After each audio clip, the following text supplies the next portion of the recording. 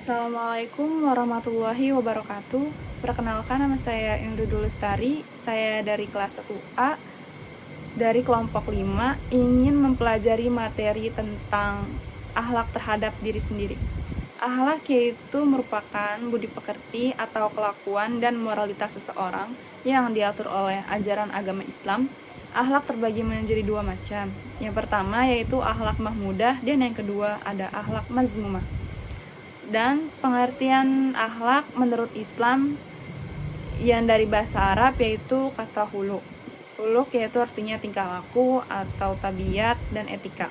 Menurut istilah, kehendak jiwa manusia yang menimbulkan suatu perbuatan dengan mudah karena kebiasaan tanpa memerlukan pertimbangan pikiran terlebih dahulu. Akhlak dalam Islam memiliki beberapa ciri-ciri, yaitu yang pertama, akhlak merupakan sifat perilaku atau norma kebiasaan baik maupun buruk yang tumbuh dalam diri seseorang. Yang kedua, akhlak berkaitan dengan hubungan antara manusia dengan Allah dan hubungan antara manusia dengan sesama manusia. Yang ketiga, akhlak mulia adalah perilaku yang sesuai dengan tuntunan Al-Quran dan hadis. Ilmu akhlak yaitu ilmu pengetahuan agama Islam yang memberikan petunjuk bagaimana berbuat kebaikan dan menghindarkan keburukan. Sebagai seorang muslim, sudah seharusnya akhlak mahmudah ini terdapat pada diri kita sendiri, seperti nabi-nabi kita terdahulu yang telah memiliki dan mengamalkannya. Di sini ada jenis-jenis akhlak terbagi menjadi dua, yaitu akhlakul mahmudah. Akhlakul mahmudah ini disebut dengan akhlak yang terpuji, yang merupakan salah satu golongan macam-macam akhlak yang harus dimiliki oleh setiap umat muslim. Contohnya yaitu sikap rela berkorban, jujur, sopan, santun, tawakal, adil, sabar, dan lain sebagainya. Sebagai umat muslim, sudah seharusnya kita selalu menjaga akhlakul karimah dalam menjalani kehidupan sehari-hari. Yang kedua ada akhlakul mazmumah. Akhlakul mazmumah atau akhlak tercela yaitu merupakan salah satu tindakan buruk yang harus dihindari oleh setiap manusia. Hal ini harus dijauhi karena akhlakul mazmumah dapat mendatangkan mudarat bagi diri sendiri maupun orang lain. Contohnya yaitu sombong, iri, dengki, takabur, gibah, dan lain sebagainya. Sebagai orang muslim, sudah seharusnya kita menghindari akhlakul mazmumah atau akhlak tercela. Oke, lanjut. Tentang roja atau pengharapan. Roja adalah berharap atau mengharapkan keridhaan Allah Subhanahu wa taala dan rahmat darinya. Dapat diartikan raja adalah keterikatan hati yang diinginkan dengan alasan yang menuntunnya pada ketaatan.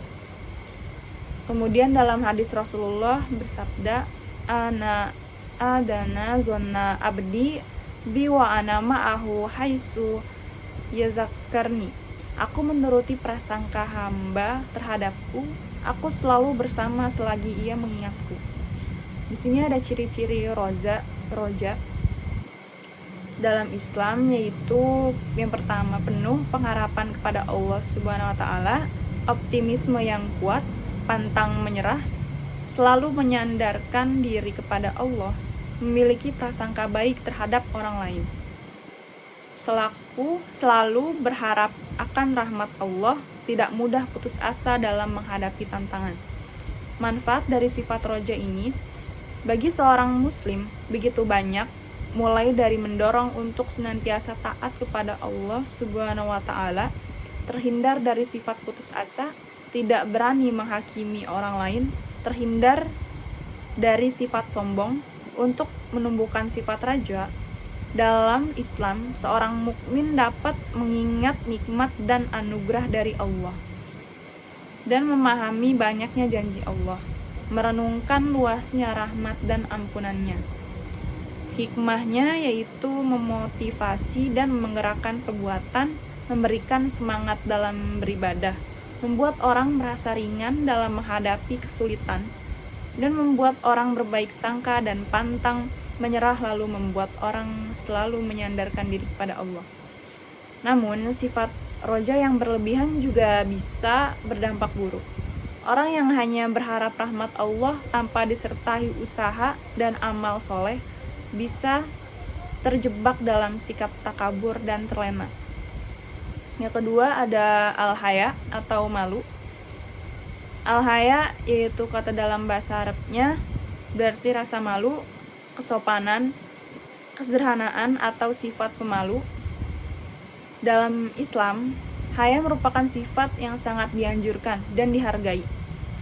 Haya merupakan salah satu karakteristik yang membedakan antara tindakan yang layak dan perilaku yang tidak pantas.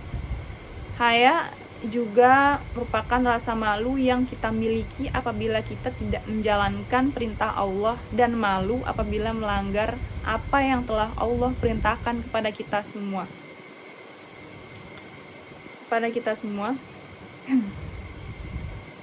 Malu yang didorong oleh rasa hormat dan segan terhadap sesuatu yang dipandang dapat membuat dirinya terhina atau melanggar prinsip syariat dalam ajaran Islam. Haya juga bagian integral dari iman. Seorang yang memiliki rasa malu akan cenderung untuk menghormati diri sendiri, orang lain, dan norma-norma sosial. Rasulullah SAW bersabda, al-haya man al-iman, yang berarti malu itu sebagian dari iman. Sifat malu juga warisan para nabi terdahulu, sudah sepatutnya kita miliki. Dan sesungguhnya rasa malu yang hakiki yaitu sebuah akhlak yang mendorong seseorang untuk meninggalkan perbuatan keji dan mencegah dari tidak menunaikan hak orang-orang yang berhak. Manfaat sifat malu yaitu malu. Kunci dari kebaikan malu adalah etika yang disukai Allah, menjauhkan diri dari sifat maksiat, menjaga diri dari aib dunia dan akhirat. Malu adalah hiasan. Dalam Islam, rasa malu atau haya dibagi menjadi beberapa jenis, yaitu malu kepada Allah, malu kepada diri sendiri, malu kepada orang lain, malu muktasab yaitu malu yang diusahakan, dan malu ghorizi yaitu malu yang terberi. Rasa malu yang dianjurkan dalam Islam adalah malu yang didorong oleh rasa hormat dan segan terhadap Allah. Rasa malu ini membuat seseorang menghindari perbuatan yang dapat merendahkan diri atau melanggar prinsip syariat. Dalam ajaran Islam, orang yang tidak punya rasa malu dianggap sebagai orang yang sudah mati atau tidak memiliki kehidupan. Manfaat dari sifat malu itu untuk umat muslim yaitu malu adalah kunci dari kebaikan. Malu adalah etika yang disukai Allah, menjauhkan diri dari sifat maksiat, menjaga diri dari aib dunia dan akhirat. Malu adalah hiasan. Malu membuat seseorang menjadi rendah hati. Malu juga mencegah sifat merugikan. Dan malu adalah sebagian dari iman. Yang ketiga ada khauf atau takut. Khauf yaitu rasa khawatir atau takut terhadap sesuatu di masa depan yang belum diketahui secara pasti dan dianggap membawa bahaya atau keburukan. Khauf juga merupakan perasaan takut kepada Allah Subhanahu wa taala yang muncul karena kurang sempurna pengabdian kepadanya. Khauf juga bisa diartikan sebagai perasaan gelisah atau cemas terhadap sesuatu yang belum diketahui dengan pasti. Motif dari rasa khawatir atau ketakutan yaitu mengetahui penyebab yang dibenci. Takut kepada Allah tidak boleh diartikan sebagai takut yang berarti bertambah jauh dari Allah, tetapi harus diartikan dengan bertambah dekat kepada Allah. Tapi takut dalam pengertian ini yang disebut dengan bertakwa kepada Allah. Dalam Islam, khauf bisa ditimbulkan oleh 3 hal, yaitu ada haibah, khosyah, dan rohbah. Khauf juga bisa dibedakan menjadi 3 macam, yaitu yang pertama khauf ajilah, yaitu rasa takut kepada Allah yang dipengaruhi oleh keimanan seseorang. Yang ketiga, khauf awsat, yaitu khauf yang muncul dari sebagian sifat makrifat. Yang ketiga, khauf ammah, yaitu Rasa takut yang muncul karena takut akan azab Allah. Manfaat dari sifat khauf yaitu meningkatkan keimanan kepada Allah. Khauf merupakan salah satu syarat iman dalam Islam, menjaga diri dari dosa. Khauf membuat seorang muslim takut melakukan perbuatan dosa dan maksiat, meninggalkan dan meningkatkan kehati-hatian. Khauf membuat seorang muslim jauh lebih berhati-hati dalam beramal dan selalu berusaha memastikan ibadahnya sesuai dengan tuntunan syariat, memperkuat iman. Khauf mengingatkan kepada keagungan dan keadilan Allah dan mendapatkan anugerah dari Allah. Allah Subhanahu wa Ta'ala akan menganugerahkan petunjuk rahmat, ilmu, dan ridho kepada orang yang memiliki sifat khauf. Yang terakhir adalah qanaah.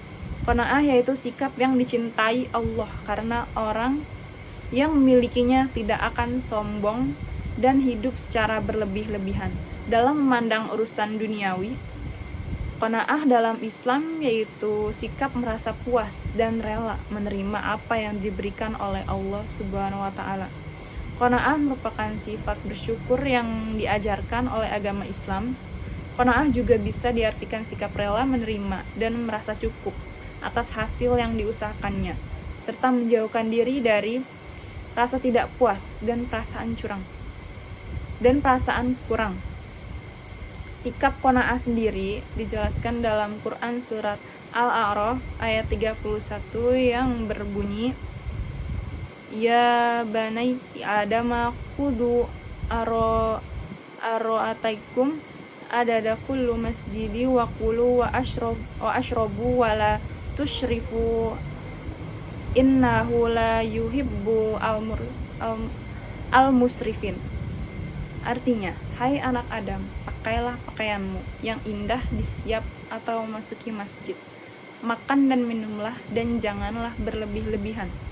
Sesungguhnya Allah tidak menyukai orang-orang yang berlebih-lebihan. Beberapa ciri orang yang memiliki sifat qanaah yaitu yang pertama, rajin bekerja dan berusaha untuk mencapai hasil terbaik. Yang kedua, tidak mudah kecewa dan berputus asa. Yang ketiga, hidupnya sederhana dan tidak tamak. Selalu bersyukur atas apa karunia yang didapat oleh Allah Subhanahu wa Ta'ala, tidak merasa iri serta dengki atas apa yang didapatkan oleh orang lain. Manfaat dari sifat qanaah yaitu qanaah merasa puas dan sebagai tanda kemenangan. Yang kedua, mendatangkan berkah dalam harta. Yang ketiga, qanaah menjadikan seseorang bersyukur. Yang keempat, qanaah menjadikan seseorang dicintai oleh Allah Subhanahu wa Ta'ala. Sekian dari saya, kurang lebihnya mohon maaf. Wassalamualaikum warahmatullahi wabarakatuh.